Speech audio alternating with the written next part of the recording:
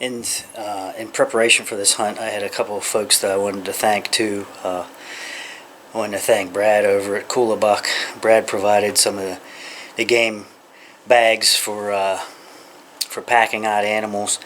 Even though we were uneventful on that, why I'll be probably filling those bags with sika deer here in a couple of weeks down the eastern shore of Maryland. I thank those guys for providing me with some bags, and wanted to thank the Limit Shield Hunt crew. They provided the scent control for the hunt and for the rest of my season here.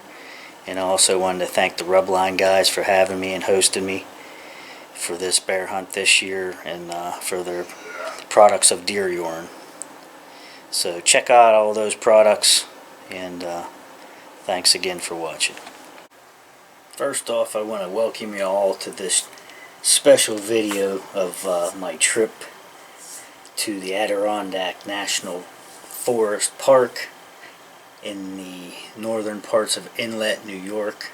And I had met two members of the Rubline team, Rick Wunderling Sr. and Dean Winkle, pro staff at Rubline, and we wanted to take this trip. There were some other folks that were invited that weren't able to make it, and so we made the best of what we could out of a 3-day hunt. And I wanted to put a short disclaimer in there: any music that you might hear in the background of this video, I do not own the rights to.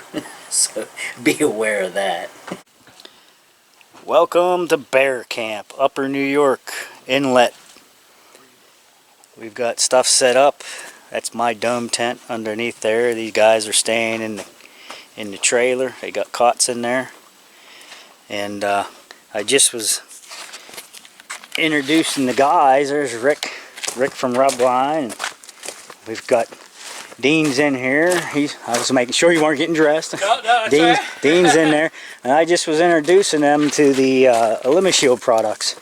Yep, and I was just telling them that this core body foam here, I haven't used deodorant in a month. Rick, stick some of that on.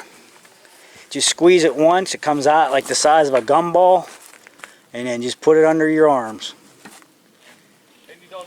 I put 2 or 3 pumps. You don't even need. Yeah, no, I use one pump. I use one pump on one under each arm. Well, I just use one pump. Oh yeah. Well, I usually do it with my shirt off, so it's easier. But yeah, go ahead, use it. But we've all applied this under our arms. That's all you need right there. I rub that together in my hands, slap it under both arms, get it underneath there. But I have literally and honestly have not used stick deodorant in a month. The stuff works that good. It's clinically based. It's nanotechnology and stuff. Yep, there's the hair and body wash. I'm going to be using that for this weekend, and we've got some field spray here. They also have a laundry detergent, and they have a product called Extend. And Extend is 10 gallons of hot water, does 10 pounds of garments, and it is also soaked for 10 minutes. So there's 3 10s involved. So I have all my next to my skin clothing soaked in Extend for this hunt. So wish us some luck. Wish these guys some luck. We're gonna get a real quick bite to eat. We're gonna hit the woods. They just picked me up here at about 7:30 in the morning, so we're gonna go hit it. More to come later. See you guys. This is some of the terrain that we're in here at the park. We've got all these sloughs and beaver ponds in this creek here. We've got a nice backwash here. Some trails coming down to it.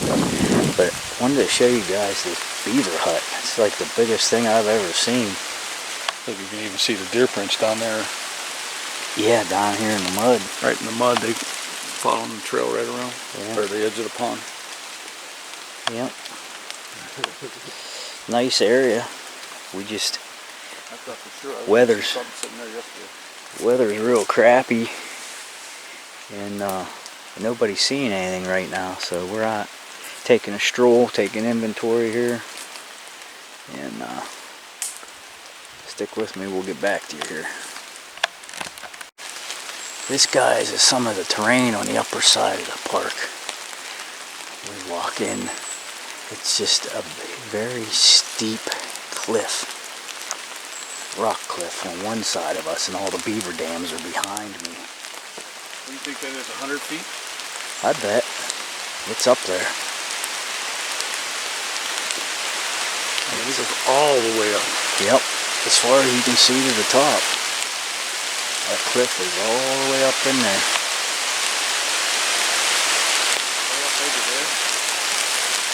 I mean, if there's any cougars or coyotes, they probably got a den somewhere in there. There's got to be bear scat on that ledge up there. Probably. There's got to be. If you was a rock climber, this would be a good spot. But yeah, I'll turn the camera around. Well, you can't see the ponds from here, but down in there through the trees is, I guess that's a creek down in there, and the beavers just have it all ponded up. Right. Yeah. Along the way. From lower to lower, yeah. Yeah. But like they have this trail here we've been walking. Right now, as thick as the foliage is, that's kind of where you have to set up so you can see. I mean, it's way up in there. Yeah, it's all the way. Look, that's over 100 feet. You get way up in there. There's another 100 feet above that. It's up there. Yeah, it goes. It's a very steep angle up in there. But some of the spots are like that, and then when you get around that, there's some areas like this that go up real gradual, but it's so thick you can't really do anything with it, you know. So we kind of setting up in some of the clearer areas, trying to hunt them. I mean, if you get up in there, you can climb up a hill, then you might have another 20 or 30 foot drop or 15 drop to come back up again. It is just way up there. It's tough terrain. Okay, we're approaching what's called Mitchell Ponds up here in upstate New York.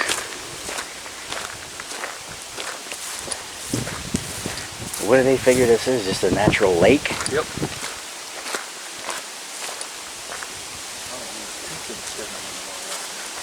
See them across the way? Yeah. I don't know what that is.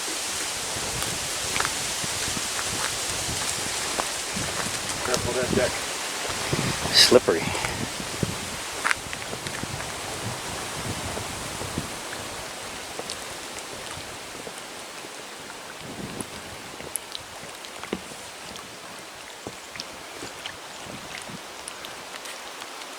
Isn't that beautiful? It is. Very nice. Very nice view. Looks like a backwash of Alaska or something. Right, yeah. Yeah, those just look like little rock outcrops or something sitting in the water.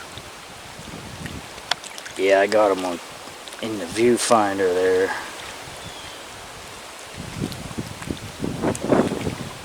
Looks like a big tuft of grass. What it looks like. I mean, but you can see the hillsides behind it. right. It's a nice spot. Now this is where you need a canoe to get out there. Yeah. Who knows what's out there? Yeah, I wonder. Yeah, who knows? Wonder if any of these trails go around it, you think? Any? Oh, there is some that go off on either side, but I don't know whether or not how far they go, if people just stop and just turn around. Just stop and go back. Huh? But, you know, according to, shows that I watch, this low-lying grass area should be prime bear area. You know what I'm saying? Right. So, who knows? Who knows? It's all, I don't know. wing and a prayer. Pretty nice though. Yeah. Well, that's the end of our trek. 3.7 miles. We came 3.7 miles to get here. Okay. And the leaves are starting to change already. What is this? This is September 21st or something like that? 18th, 19th, yeah. 19th? Yeah. Yeah, leaves are starting to change up here already.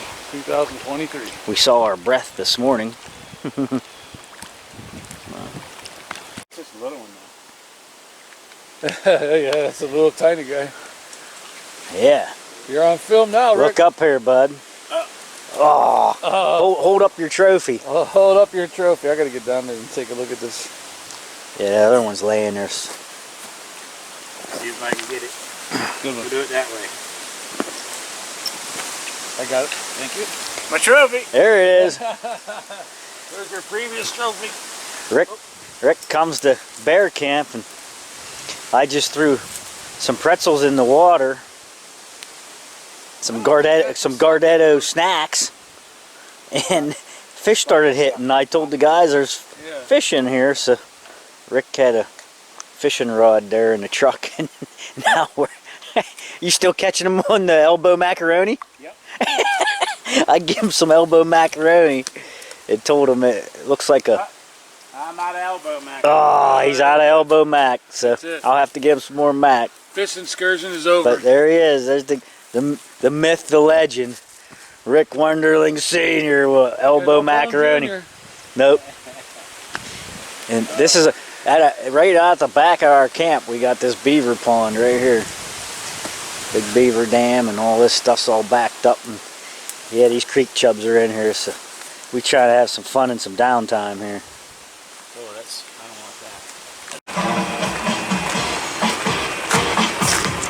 don't want that. Rick's the wild thing.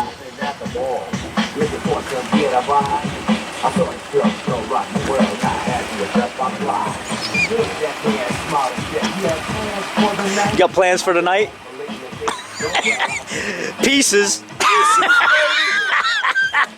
Oh, deuces. I thought it was pieces. Pieces of wood. This is the shenanigans I put up with in the mornings. This is what we got this morning though. 44 degrees and foggy as heck. We're waiting for the fog to burn off a little bit. Got some coffees, hot chocolates, breakfast in us, eggs, whatever. And we're gonna go out and try to shoot the wild thing.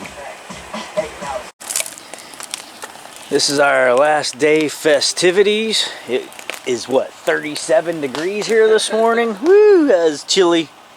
I spent half the night in the truck with Rick and half the night on the ground in here in the tent. I had to get flat to sleep good.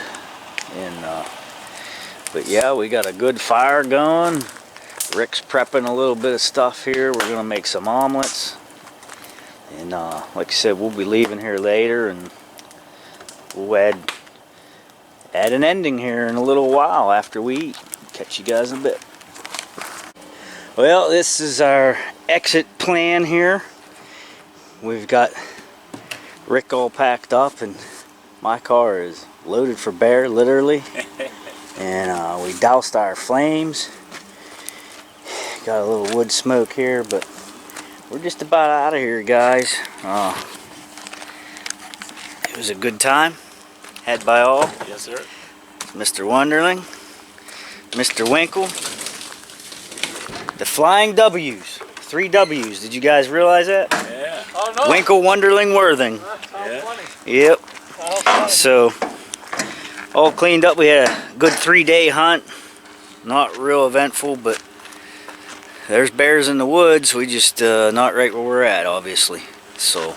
Well, good friends, new friendships were made. Yep. Thanks for coming along, guys. Thanks for having Chris, me. Absolutely. Thanks for Mr. Wunderling, we'll see you back at home. He's a hometown guy there. Yep. So we're gonna get on the road and go see some women. Wives, I should say. There's only one thing to say. Deuces. Deuces. Not pieces.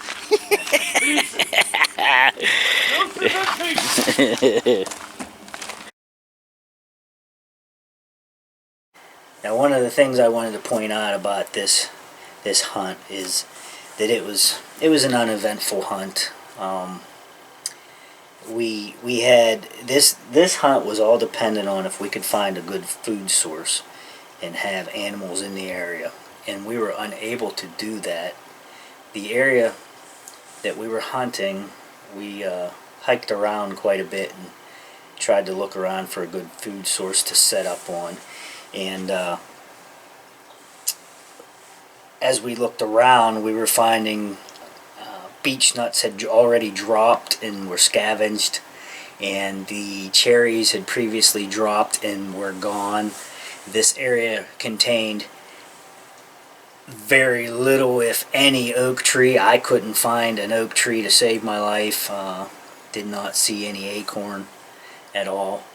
So we were really at a loss for food for the animals, and so the hunt ended up being very uneventful. We were up against nature, and it was a real hunt.